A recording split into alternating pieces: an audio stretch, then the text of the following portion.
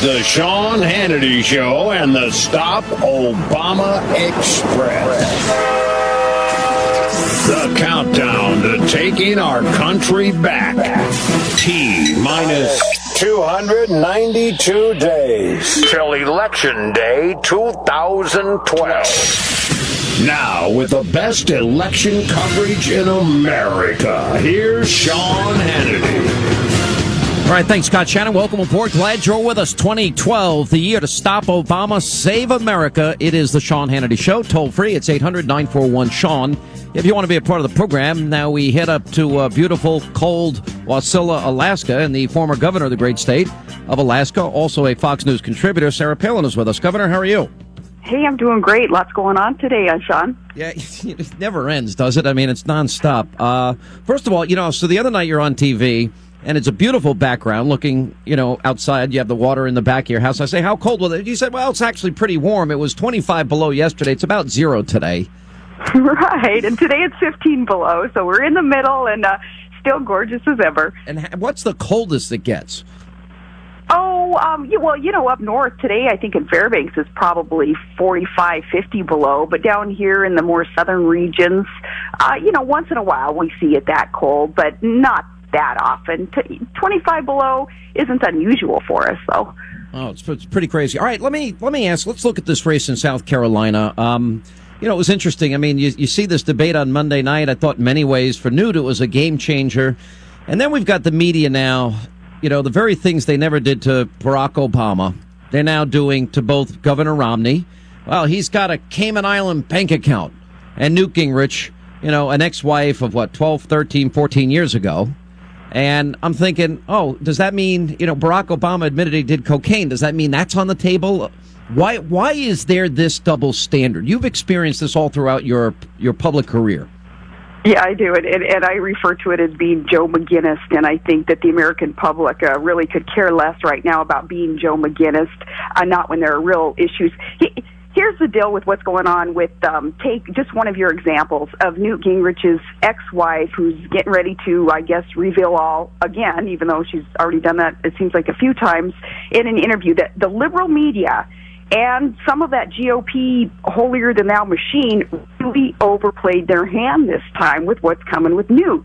I call them dumb arses. They thinking that by trotting out this old Gingrich divorce interview, this old news, and it does feature a disgruntled ex claiming that it would destroy a campaign, all this does, Sean, is incentivize conservatives and independents who are so sick of the politics of personal destruction because it's played so selectively by the media that their target, in this case Newt, he's now going to soar even more because we know the game now and we just won't put up with it anymore. So, good call, media. Way to go to covertly hype this, even Gingrich opponents, for being so brilliant. They sure are dumb. It is interesting because she did give a number of interviews. And you know what? Obviously, it was a contentious divorce. Nobody's disputing that. Brent Bozell put out a statement today in reaction to ABC's decision to air this on the eve now of this South Carolina primary.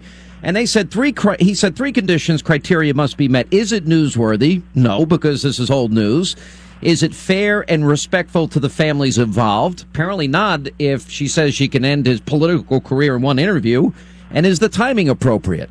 And, I think, for example, if somebody were able to get a hold of, and I bring this up not to disparage President Obama, but he admitted in his book that he did cocaine.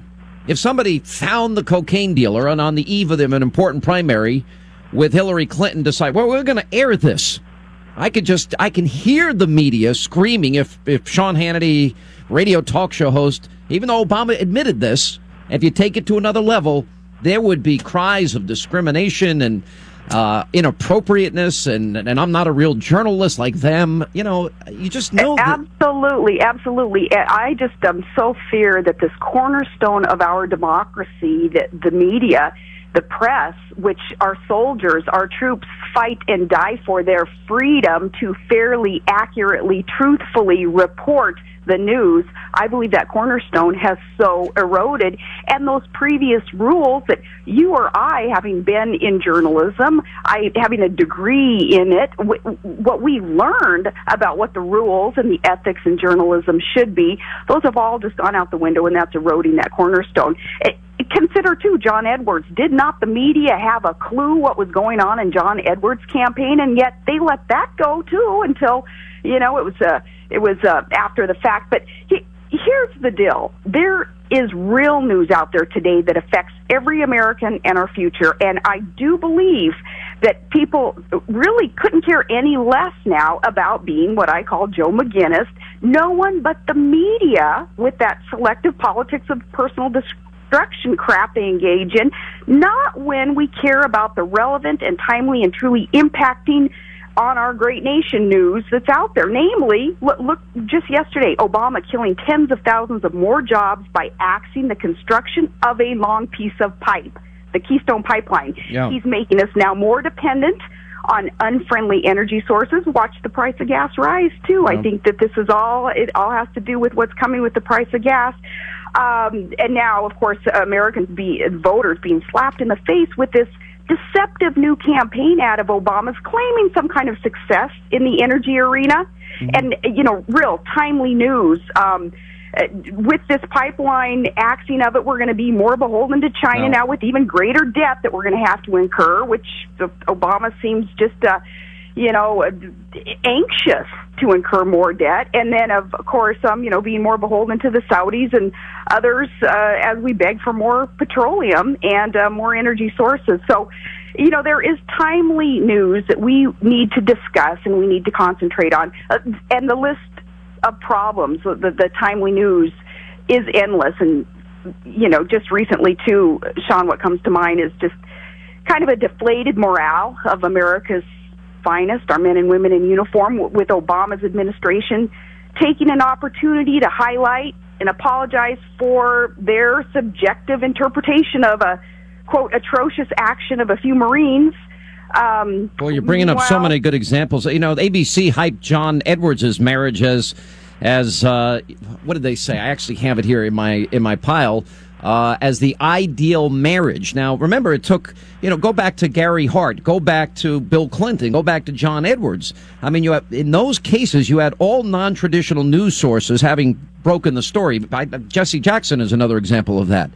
But there is, a media frenzy going on. They think they've got it. And what's fascinating to me is I think this whole story on Romney and the Cayman Islands, I actually believe that they decided they were going to hit Romney first. They actually had one story backed up after another, and then they were going to go after Newt. And this is the same media, the same ABC News, that the only reason George Stephanopoulos asked that one question, Governor, about Bill Ayers is because he was on my radio show the day before. When I asked if he was going to ask that question, he said, "Who's Bill Ayers?" He didn't know who Bill Ayers was. And then he was excoriated for, quote, asking Sean Hannity's question. Only one time in that whole campaign. And this is the standard now that conservatives, Republicans, and by the way, you more than anybody have had to deal with if you are conservative in the media.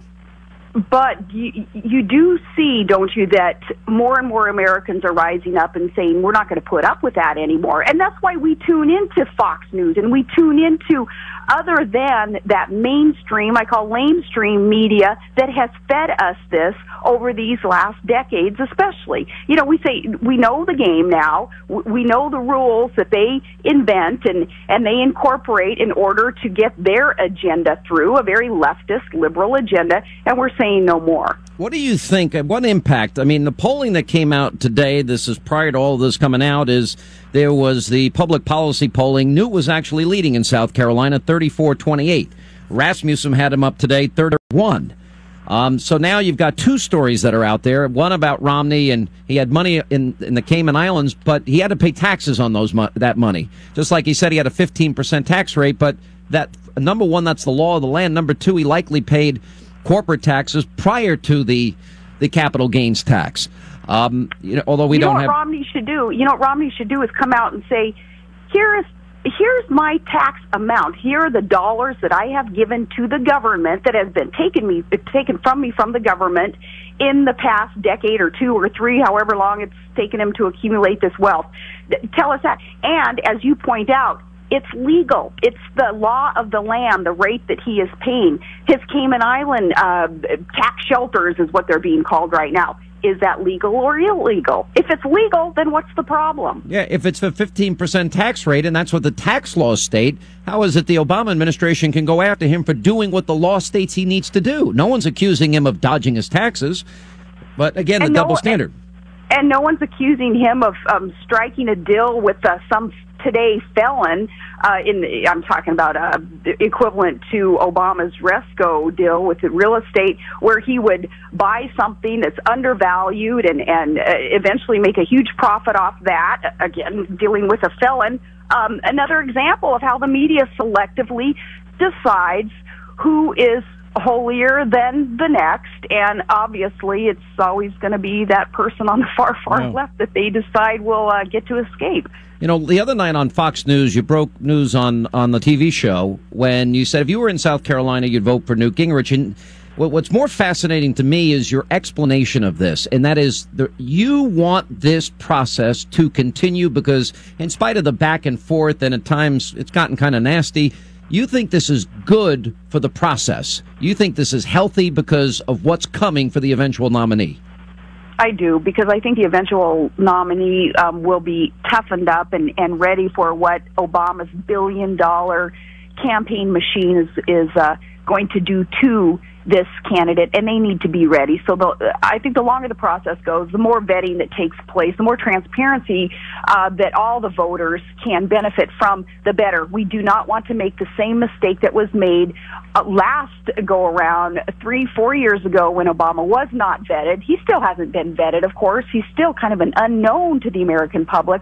We don't want to be caught unprepared, and really I don't think the nominee still has a clue what's going to hit him when Obama and 90% of the media in Obama's back pocket it throws at them what's coming. Now they're trying to claim over at NBC News, supposedly a news organization, they have people on the coordinator for the Child Labor Coalition talking about Newt's comments that a 13-year-old can have a janitorial job and that Newt might have been breaking child labor laws by supporting this.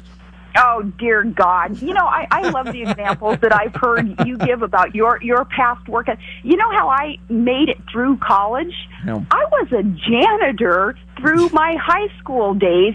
Every Sunday night, I would walk over to a local business office, and I would clean that office by myself Sunday nights, and I made enough money, stocked it away in order to pay tuition bills, and I got through college. You know, and you survived, and you're a better person because of it. Could you imagine? I guess we're getting to the day if you tell your kids to clean their room, we may be violating child labor laws now.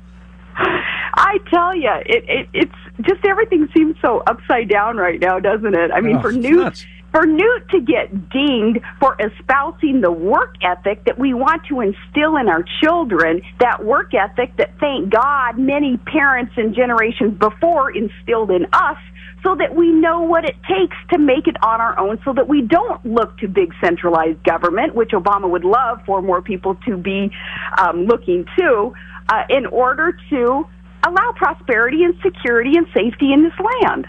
Let me ask you this. Have you, do you think with this media influence that's going on prior to South Carolina, do you think it will have any impact on the people of South Carolina, or do you think that most people get it? I mean, in other words, because I got to imagine some people say, oh, look at this, because they're buying the media hype, the media spin, that this, you know, that these are big stories in the case of Romney, in the case of Gingrich, when neither one of them, in my view, are.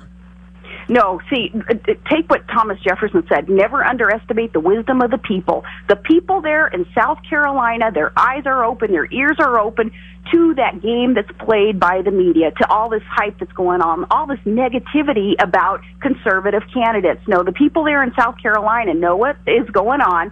I think the debate tonight is going to say a lot about where the candidates are going to be, and then, of course, the vote in the primary will be reflective of that wisdom of the people in South Carolina saying, no, we're not going to let the left and that elite media tell us who the candidate is going to be, and we're not going to allow them to so destroy the character, the record, the reputation of any of our candidates that it's a given that Obama's going to be back in there. You know something, I have said from the beginning that whoever gets this nomination is still going to get $1 billion worth of smear at them.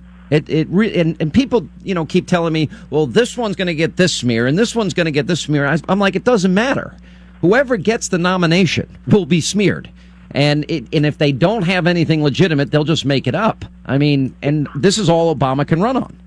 Well, here again, the media in the last couple of days and what we're seeing going on today, they've overplayed their hand. Yeah. So again, for being so brilliant, I would say no, they're dumb. And just wait to see what happens there in South Carolina. Wait to see the unity of independents and constitutional conservatives after this primary process, knowing what the media has attempted to do, yep, and Obama's friends in the media, what they've attempted to do, there will be unity. We will rise up together and we will say, no, we're taking it back, and we're not going to let those very few who want to control the agenda in our nation and create some kind of socialist, far leftist regime, we're not going to allow that to happen. There will be unity that brings us in that direction. Governor Palin, always love having you on the program, and I know it's cold. Get that fire roaring there in Wasilla, and tell Todd no frostbite this year. All right, Governor, thanks so much. Thank you. Appreciate it. All right, toll free, it's 800-941-SEAN if you want to be a part of the program. We got J.C. Watts is